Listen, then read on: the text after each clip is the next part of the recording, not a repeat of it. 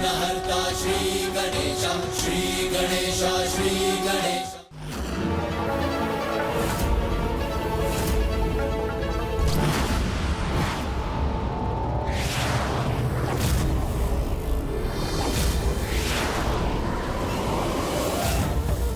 सर्वाधिक शक्तिशाली दुष्कामनाओं का ये बाण अपने कुप्रभाव से किसी भी महानतम आत्मा को भी दूषित कर सकता है।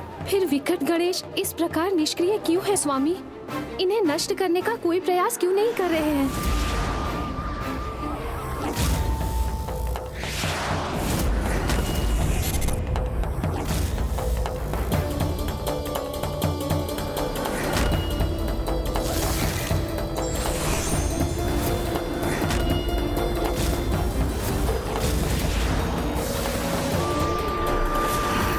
प्रभु, ये बाण तो अत्यंत शक्तिशाली है। ये इतने शक्तिशाली हैं कि गणेश के भीतर की समस्त अच्छाई को नष्ट कर उसमें सर्वाधिक अनुचित कामनाओं को उत्पन्न कर सकते हैं। फिर भी विकट गणेश उन्हें रोकने का कोई उपाय क्यों नहीं कर रहे हैं? अब ये देखने के लिए तत्पर हो जाइए कि मेरे बाण कितने घातक और विनाशकारी हैं। पुत्र गणेश युद्ध क्यों नहीं कर रहा है? इन बाणों को नष्ट क्यों नहीं कर रहा है वो? क्योंकि गणेश को ज्ञात है कि कामासुर द्वारा साधे गए बाण अस्त्र नहीं, नकारात्मक काम भावनाएं हैं, जिन्हें अस्त्रों से नष्ट नहीं किया जा सकता। अनुज गणेश, शीघ्र ही कुछ करो, रोको इन बाणों को।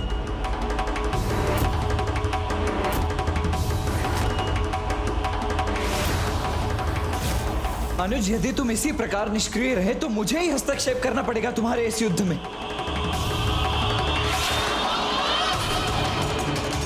अनुज गणेश!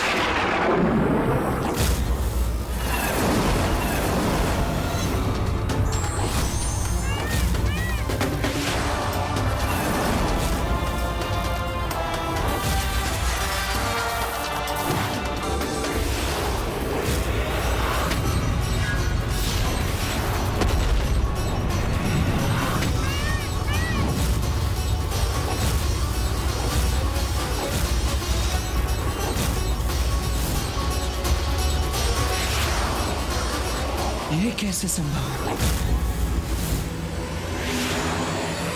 रुक जाइए भैया, इन बाणों को नष्ट करना असंभव है। इनका तो बस सामना ही किया जा सकता है।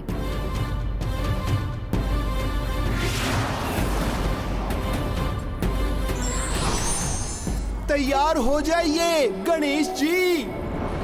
अगले 5 क्षणों में ही मेरे ये दुष्कामना के 5 महाबाण आप पर घातक प्रहार कर स्वयं आपके भीतर विकारों को जागृत करेंगे, और तब विकार ग्रस्त होने के कारण आप गणेश जी स्वयं इस कामासुर के शत्रु नहीं अपितु मित्र होंगे। इन अंधकारी बाणों का सामना कैसे करेंगे विकट गणेश?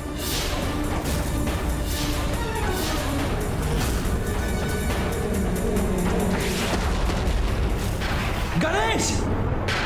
पुत्र,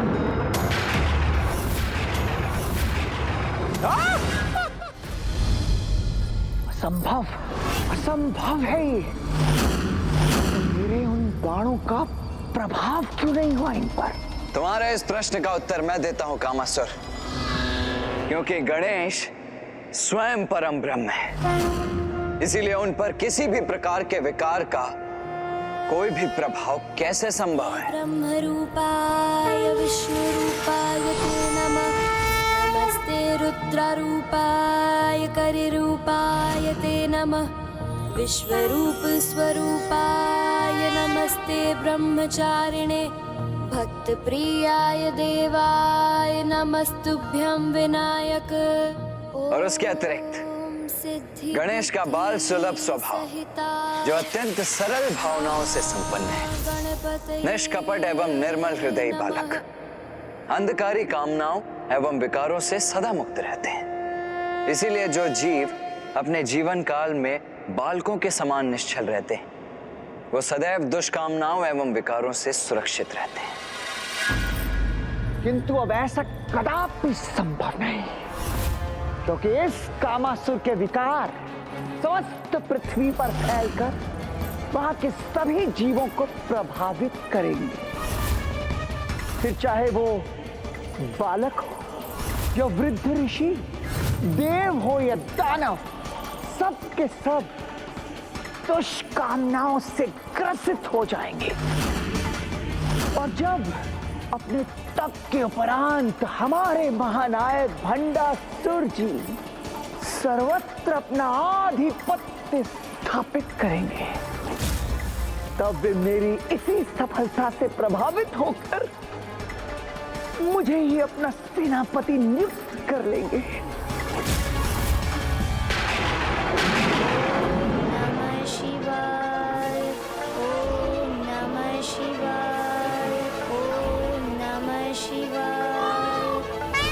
ना भंडासुर की इच्छा पूर्ण होगी और ना ही तुम्हारी कामासुर।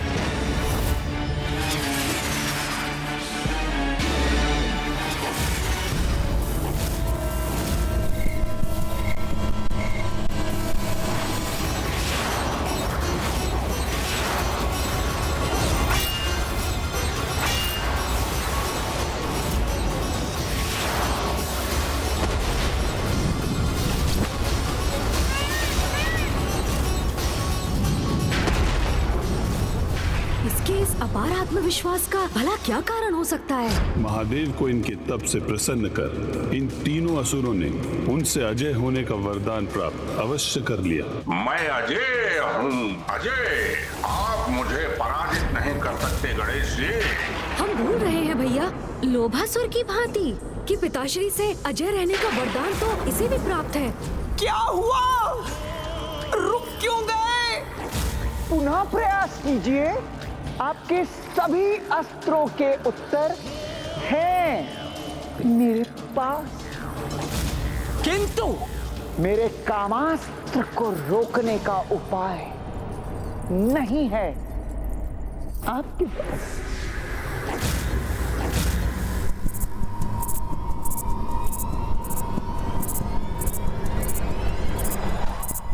भैया, सृष्टि इसके काम वाष्प से तभी मुक्त होगी जब ये कामासुर स्वयं उस विकार से मुक्त होगा। किंतु गणेश, जिस विकार से इसका जन्म हुआ है उसी विकार से इसे कैसे मुक्त करें हम?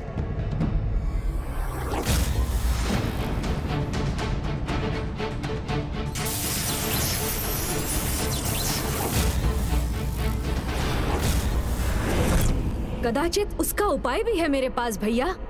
क्या हुआ? युद्ध आरंभ होने से पूर्व ही सारे अस्त्र समाप्त हो गए। या कामासुर से युद्ध करने का साहस नहीं रहा आप में?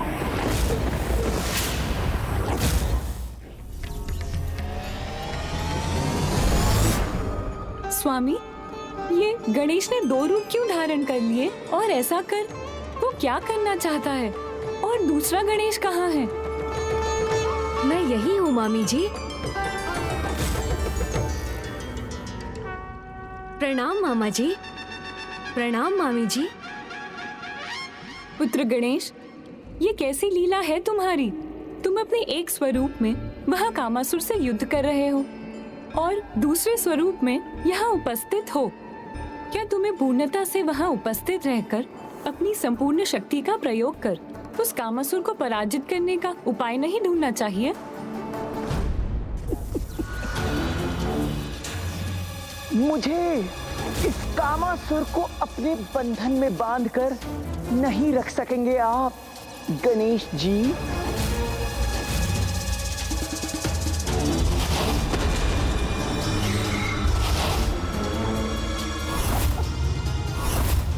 तिनक तिन था। आपका कोई भी अस्त्र शस्त्र इस कामासुर को इतनी सी भी क्षति नहीं पहुंचा सकता। ये तो आपको भी ज्ञात होगा मामा जी कि पिताश्री से अजय होने के वरदान के कारण कामासुर को युद्ध में पराजित नहीं किया जा सकता, किंतु उसके काम रूपी विकार अर्थात उसकी शक्ति को अवश्य पराजित किया जा सकता है। उसके लिए ही मैं सहायता प्राप्त करने यहाँ मामा जी के समक्ष प्रस्तुत हुआ हूँ। किंतु पुत्र गणेश, मैं तुम्हारी सहायता किस प्रकार कर सकता हूँ? प्रभु कृपा कर आप मुझे अपने मोहिनी रूप के दर्शन प्रदान कीजिए।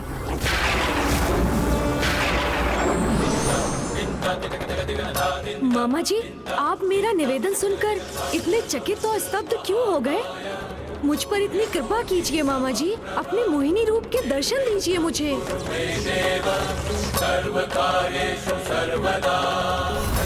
इस समय तो पुत्र गणेश का समस्त ध्यान पृथ्वी पर छाए कामासुर के कामारूपी कीट को नष्ट करने पर होना चाहिए, किंतु ये तो वैकुंठ पहुंचकर नारायण के मोहिनी रूप के दर्शन प्राप्त करने की इच्छा प्रकट कर रहे हैं।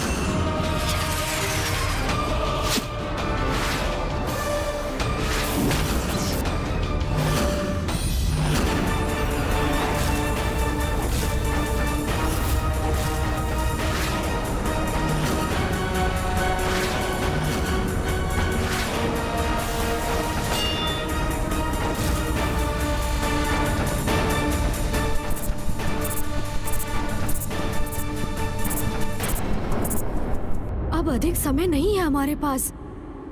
इस कामासुर के विकारों के अंत का उपाय शीघ्र करना होगा हमें। प्रभु, कामासुर के कामरूपी विकार ने सृष्टि को अपने भीतर समाहित करना आरंभ कर दिया है। शीघ्र सभी जीवों पर उसका कुप्रभाव होगा। ऐसा होने से रोकने में मेरी सहायता कीजिए प्रभु। मुझे मोहिनी रूप में अपने दर्शन प्रदान कीजिए। नहीं पुत्र गणेश,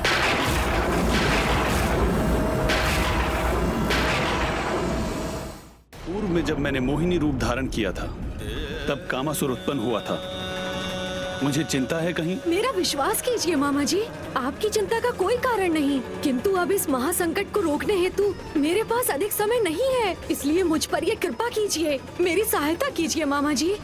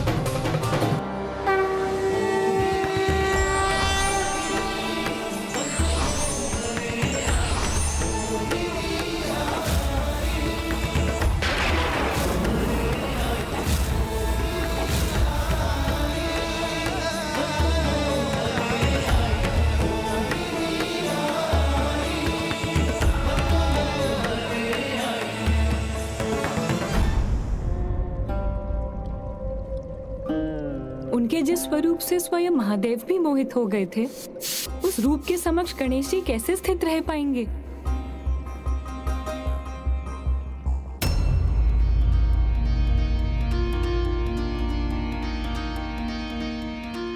प्रणाम माता।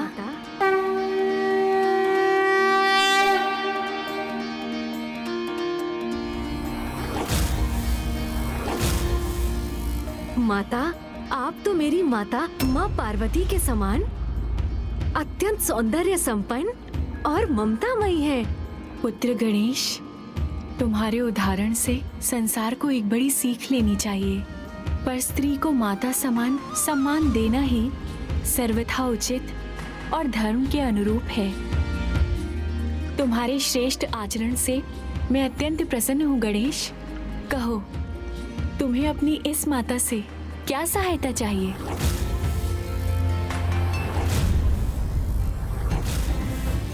माता, काम विकार के साथ कामासुर के जन्म के पीछे आपका ही ये स्वरूप था। इसलिए अब उसके विकार का अंत भी आप ही कर सकती हैं माता। अनिच्छा से मैं उस विकार के जन्म का कारण बनी और अब वो कामासुर में परिवर्तित हो चुका है और अब मैं वो उपाय प्रस्तुत करूंगी जो काम के विकार को नष्ट भी करेगा।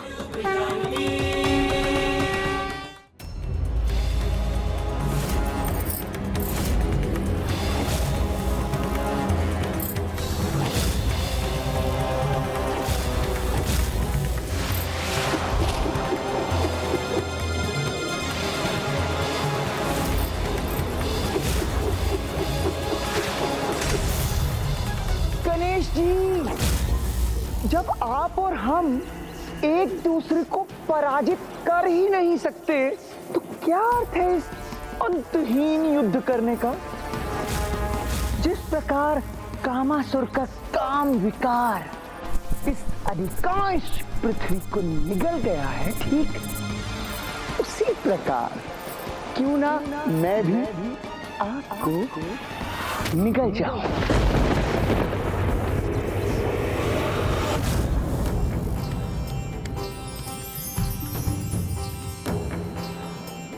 मयूर संयम के प्रतीक हैं, तो ये चंपा पुष्प पवित्रता के।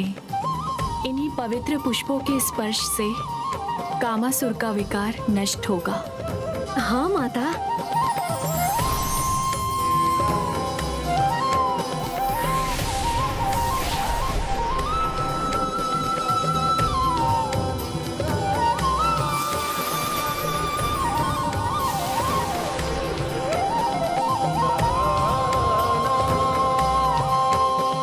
कामासुर, अब तुम्हारे साथ संपूर्ण सृष्टि से काम विकार के मिटने का समय आ गया है।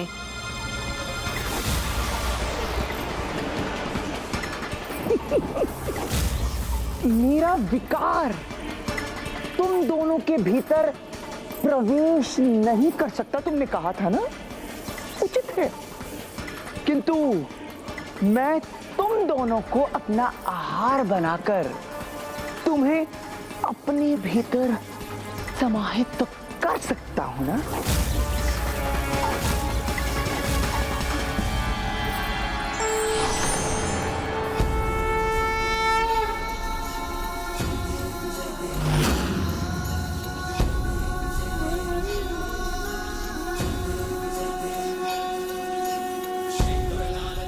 अंततः गणेश इसके काम को पराजित करने का उपाय ढूंढ ही लाया है।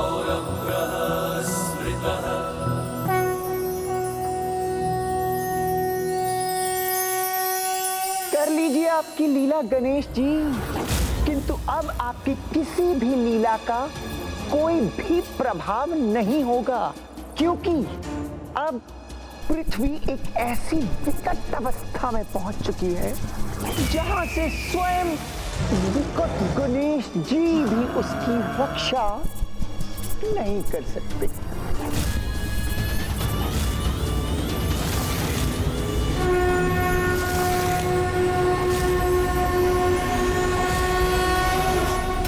ज्ञान इंद्रियां सभी व्यक्ति के पास होती हैं, किंतु वे सुप्तावस्था में होने के कारण हम अनेक प्रकार के विकारों से सदा ही ग्रसित होते रहते हैं।